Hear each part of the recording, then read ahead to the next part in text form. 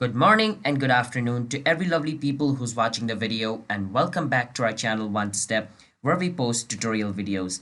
And in today's video I'm going to be showing you guys how to remove or end a room in Facebook. Alright, so follow the step which I'm going to be showing you. But before that, if you guys are new to our channel One Step, then don't forget to hit the like and subscribe to our YouTube channel with notification on.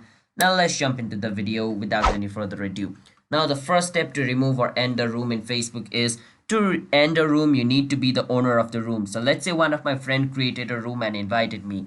I cannot end the room. I can only leave the room. The person who is like the creator of the room can only end the room. Alright, so you need to keep that in mind. Now to end the room is pretty simple. So the creator of this room is me.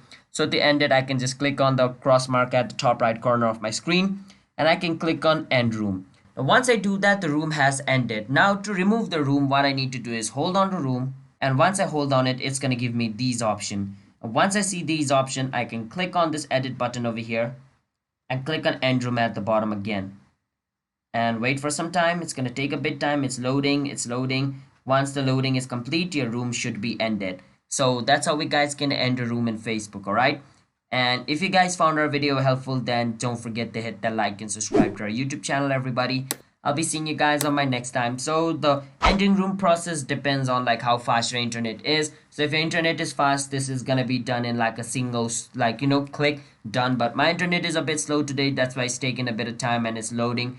But hope you guys know how to end your room. Just follow the step which I just did. Just make sure to update your Facebook to the latest version, because the steps are different for different versions of Facebook. So make sure to update it to the latest version of 2022's Facebook and it should work. And I'll be seeing you guys on my next video. Bye bye until then. Stay safe everybody and peace out.